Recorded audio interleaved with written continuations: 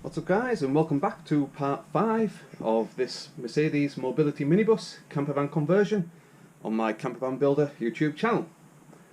So the previous episodes of this conversion, I've managed to strip all the flooring out of the bus. I've fully protected the chassis, I've fitted the water tanks, I've removed all of the headlining, re-insulated this, and I've also mounted solar panels on the roof. Now before I go ahead and start fitting the new flooring, now is going to be the perfect time to mount the underslung LPG gas tank to the chassis beams while I've got nice easy access to the full chassis itself. Now this is a brand new 25 litre gasset underslung gas tank.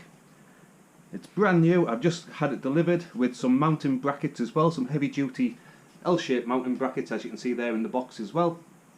That's what's going to be getting used to mount it, because the tank has mounting feet mounted on the tank already. So this is going to get mounted directly to those angle brackets that will be getting secured directly to the chassis beams. I'm just going to be drilling the brackets into the beams, securing them with heavy duty bolts, and then we'll get the tank mounted on. I've also got the flush fill point for this LPG tank as well that will be getting fitted to the side of the vehicle, and that means that there won't be any protruding fill points, but you can still just connect an adapter up and that will get you the full 80% capacity inside this tank. Now if you're going to be looking for any similar sort of LPG underslung gas tanks or any of the fixtures or fittings I'm going to be using during this install, I'll put links in the description of the video below, so check below in the description.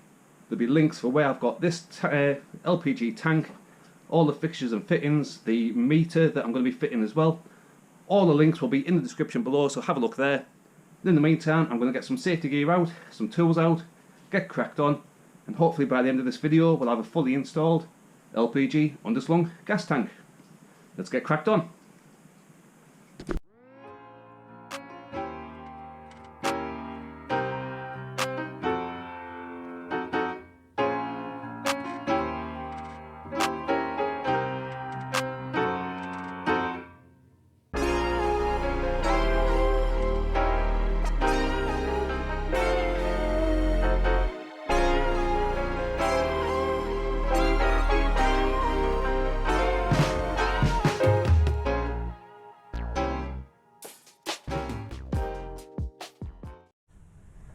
Right, so that's the brackets mounted for the tank. They're all fully secured in place with 10mm bolts and locking nuts as well, so they're not going anywhere. And these brackets are 3mm angle brackets as well, so they're actually thicker than the steel of the chassis that I'm bracing them to.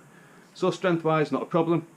They're not fully tightened up yet because I'm going to get the tank mounted on first, just in case they need moving a couple of mil, just to be sure that the tank is getting secured on properly. Once the tank's on, I'll then put the final tightening on all the nuts to make sure that all the brackets are fully secure. But first things first, we'll get the tank in place, get it mounted onto the brackets, and then we can get the brackets fully secured and get the tank fully protected. So we'll get this mounted in.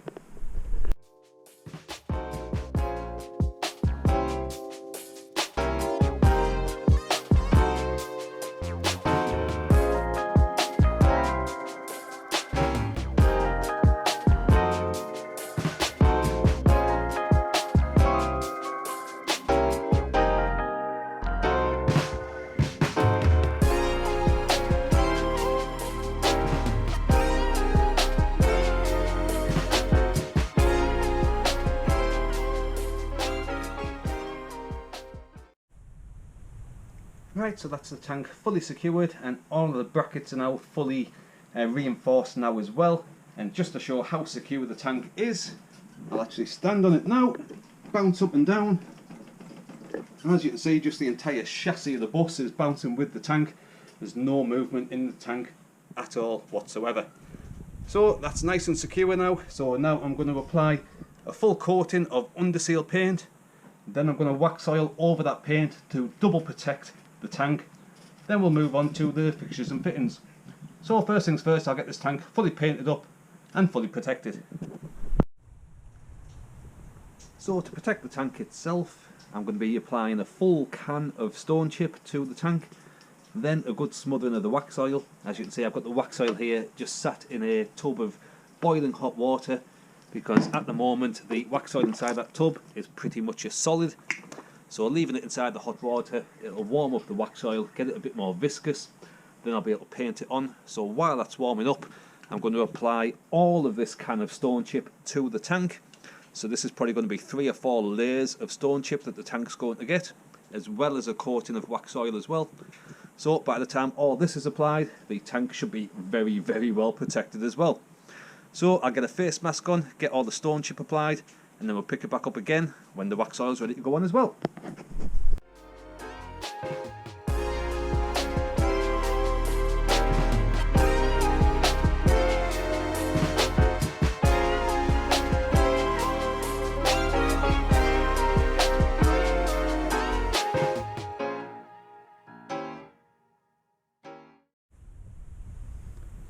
Right, so as you can see, I've given the tank a really thick coating of the stone chip.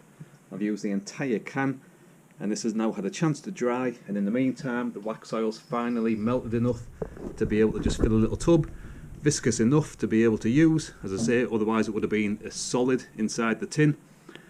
So I'm now just going to basically apply that with a brush all the way over the entire tank again, just to give it an additional layer of protection.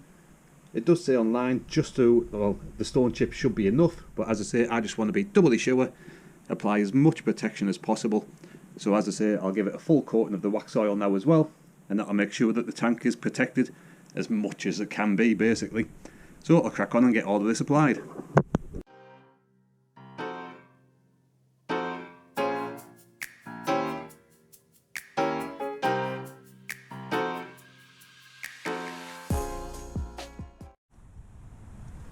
So now the gas tank is fully mounted, I'm going to be putting an access hatch into the side of the vehicle. Now thankfully the lower side of this vehicle is all fully beneath the floor frame itself. So this is basically the equivalent of like a wet side. It doesn't matter if any water gets in beneath this lower panel. But again, this is all fiberglass, so I'm going to line this hatch up to where the tank is underneath. And then that means that if you do need to get into the tank, you can just open this hatch, take the cover off the tank, and you can get into the main on-off valve, do any changes that you might need to do on the valve works, things like that, any maintenance. It'll just make access to the tank a hell of a lot easier, because in the last conversion I didn't really put an access hatch in, and that meant if you did need to do anything on the tank, you had to climb underneath the bus and reach up to get to the tank. So instead, as I say, I'm just going to be fitting this wet access locker hatch into the side. Then I'll be putting the access, the fill point in as well. So we'll get cracked on, get a couple of holes cut out, get the hatch fitted in, and then we'll get the fill point mounted in as well.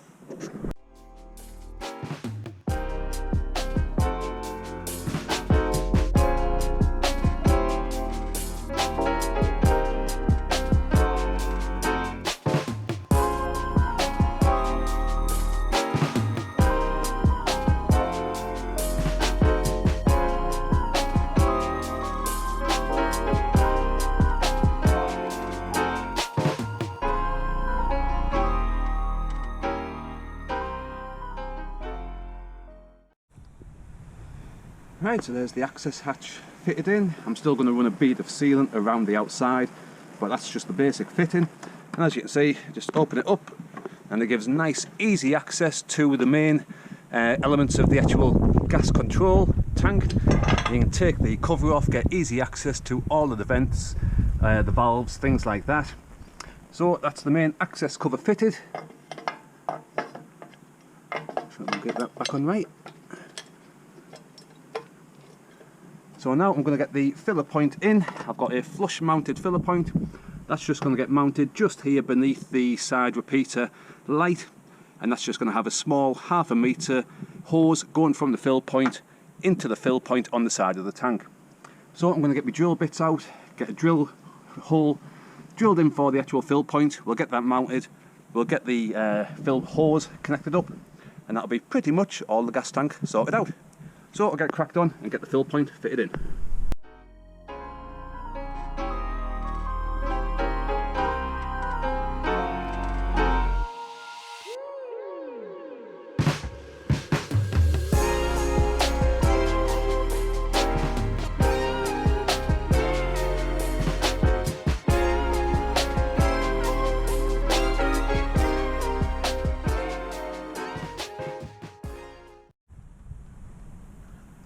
So alongside the access hatch I've just fitted the flush mounted fill point as well, so that's nice and secure. It's got a bit of bracing ply on the inside of the fiberglass as well, just to add a bit of strength to this area, because as I say, this is just a bog standard fiberglass panel, so the more reinforcement it can get on the inside the better.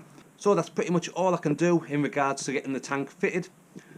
The next thing I'm going to have to do is going to be after all the flooring's laid out and the interior starts to be built out, and then I'll be running the hose from the tank itself up to the bulkhead mounted regulator that I'll be fitting inside one of the units inside the conversion.